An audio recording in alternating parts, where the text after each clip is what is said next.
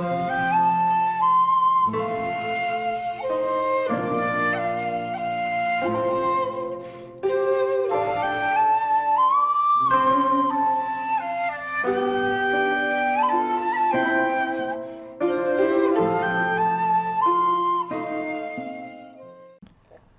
there, this is Solitary Ronin from Solitary Ronin Films, and welcome to part 7 of my Jodorowsky season.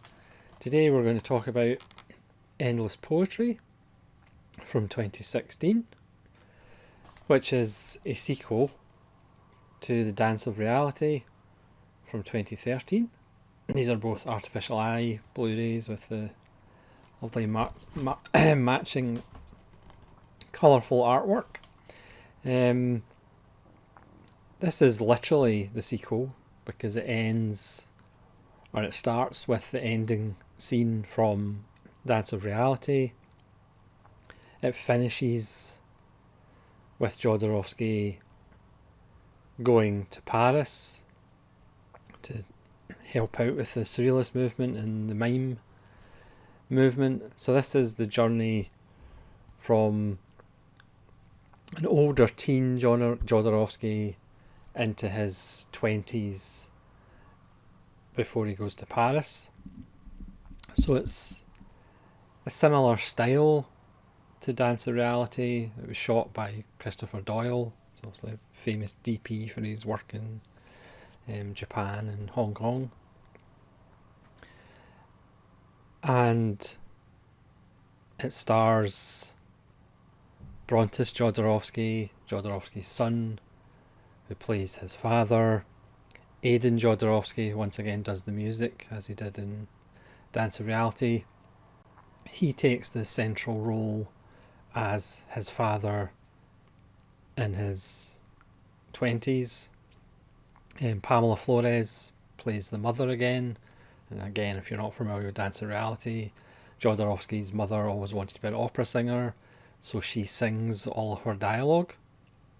And Jeremias Herkovitz reprises his role as the younger Jodorowsky. There's a wonderful transition scene between Herkovitz as young Jodorowsky and then Aidan Jodorowsky as Jodorowsky in his 20s. So at the end of Dance of Reality, the family has moved from the small village in Chile to Santiago. And this follows the early part of the film. It's their life in the pretty rough area of Santiago. The film opens with a man being stabbed and his guts falling out, basically. So it opens with a lovely disemboweling scene. And again, the father and mother are selling underwear and struggling. There's a thief, which the father encourages young Jodorowsky to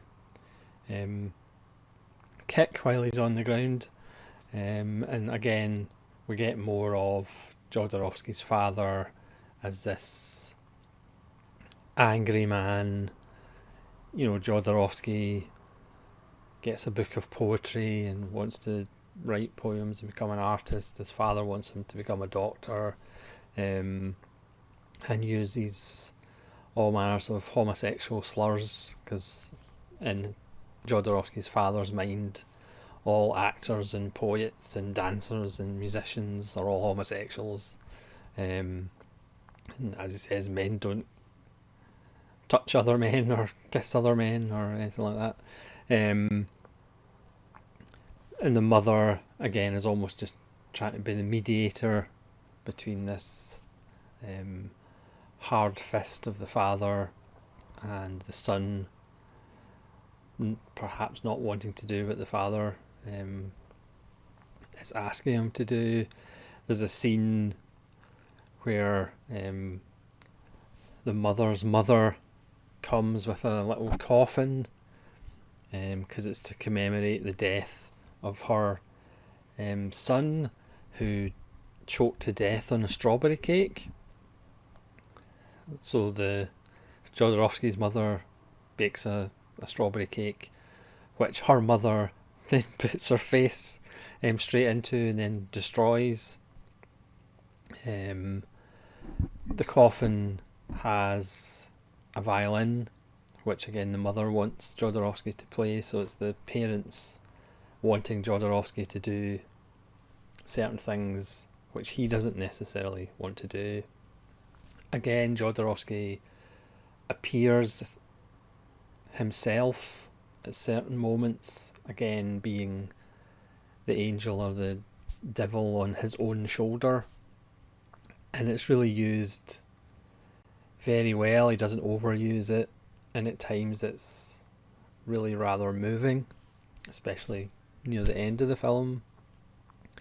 So you have this young Jodorowsky fighting of what he wants to be, what he wants to do with his life. There's a scene with a group of fairly ghastly relatives, in which he's told to just go out to the garden and feed pigeons, and he's so infuriated with, he wants to be a poet, his mother wants him to do one thing, his father wants him to do another thing, so he just kind of explodes and starts cutting down a tree, and runs away from the scene with the cousin, who is gay and likes Alexandro, but Alexandro tells him, when he masturbates, he doesn't think of men, he thinks of women. We see later in the film what happens to his cousin. So Jodorowsky is pretty much broken free of his family and his relatives. He ends up in this house of artists. There is an ultra pianist who plays the piano while destroying it. There's a poly painter who covers himself in paint and throws himself in canvases. There's mimes, but he starts making little puppets, and the film does have probably the second most moving scene with little puppets outside of Kieślowski's Double Life of Veronique. But as a poet, as a puppet maker, he's trying to find his muse, and there is this cafe where poets go to find muses. So he goes in to this cafe, and again, wonderful production design. Really looks modern and not in the 40s and 50s when the film's set. And then there's this woman, Stella Diaz, who's also played by Pamela Flores, who's just this explosion of colour, and she's a poet, but she's also the muse of one of the poets that Jodorowsky idolises. So he ends up getting involved with her. There's a wonderful fight scene in a gay bar that they go into, because she's used to all the men wanting to be with her, but they're more interested in Jodorowsky. And they spend time together. Obviously it's a Jodorowsky film, so there's male nudity, female nudity. There's still small people and amputees and Christ imagery, so don't worry, Jodorowsky's got you covered for that. Perhaps not as much as in his earlier films, but again, Jodorowsky feels that he's just becoming Stella Diaz's muse rather than the other way around, and he's still struggling to find his identity. So he kind of breaks free from Stella. Again, there's so much other stuff going on I'm not going to go into because it would just take too long. And again, like all of Jodorowsky's films, seeing it for the first time is kind of the joy of the experience. But again, the wonderful puppet scene that I'm talking about, as a result of that, he gets his own studio. He holds a party. There's a wonderful scene with the Chair of Truth.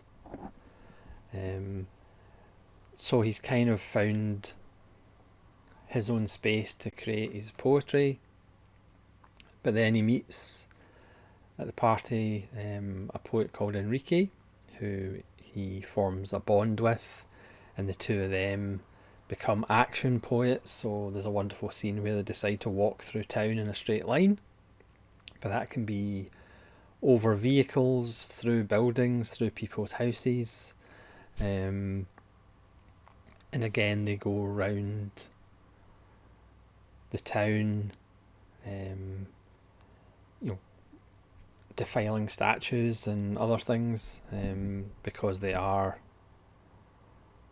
action poets. But things happen, and again I'm not going to go into too much detail,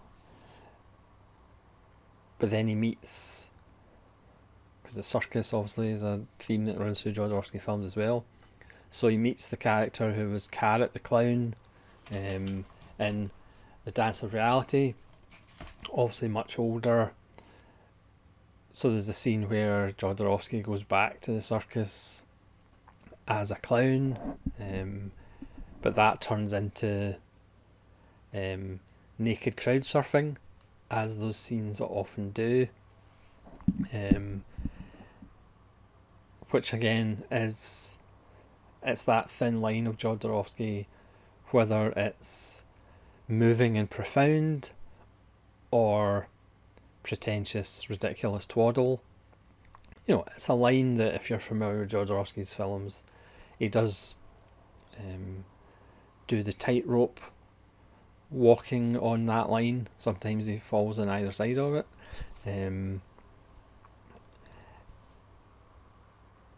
But then he decides that the kind of cabal and the group of poets and artists and musicians that he's with, and as the country's changing, General Ibanez, the president from the last film, he makes a triumphant return, and at that point Jodorowsky decides he's going to go to Paris.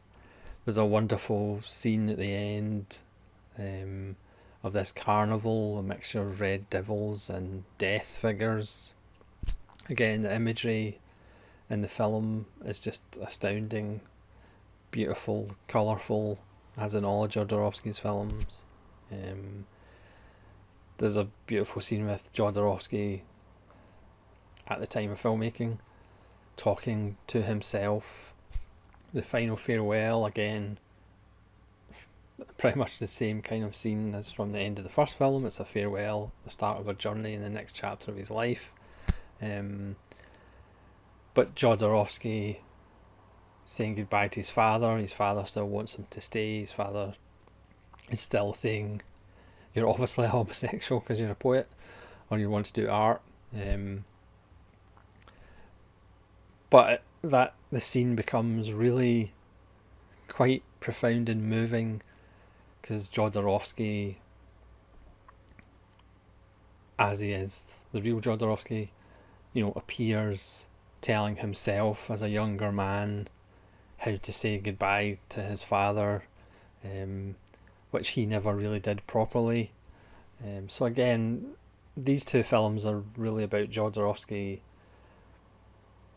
trying to make peace with his dad, essentially. And again, the scene at the end is really quite moving. I would say Endless Poetry isn't quite as amazing as Dance in Reality, but it's not too far off. Again, it straddles that line of profundity and being really emotional and quite moving, with the pretentiousness, the pomposity, the ridiculousness of Jodorowsky. But again, like Dance in Reality, I think he manages to pull it off. Again, amazing imagery in the film. The music by Aidan Jodorowsky is really good. And again, the casting of Pamela Flores as the mother and the first muse, so he has his son playing himself, having sex with the muse, who's also his mother. Yeah, Freud would no doubt have a field day with these films. But again, a wonderful late Jodorowsky film. We've only got one more film in this season or series to go. But I would highly recommend Dance and Reality and Endless Poetry. I think you can still pick them up pretty cheaply. You can watch them back to back. You might have to take your eyeballs out and wash them afterwards, but they do make a wonderful double bill. You know, you could do a super cut and just cut the credits from the Dance and Reality and just immediately start on Endless Poetry for a nice 4.5 hour film. But again, that line of Jodorowsky, what you think of him, what you think of his films, you're either going to go with the flow and really enjoy Endless Poetry, or you're going to be cynical and just go, this is a load of nonsense, which I understand both camps. So thanks very much for watching part 7 of the Jodorowsky season. That was Endless Poetry. Please let me know in the comments if you've seen it and what you think of it and where you'd rank it in his filmography. And hopefully you'll join me again for the final part of the Jodorowsky journey. Not always an easy journey, but certainly unforgettable. So this is Solitude Ronin from Solitude Ronin Films, saying farewell.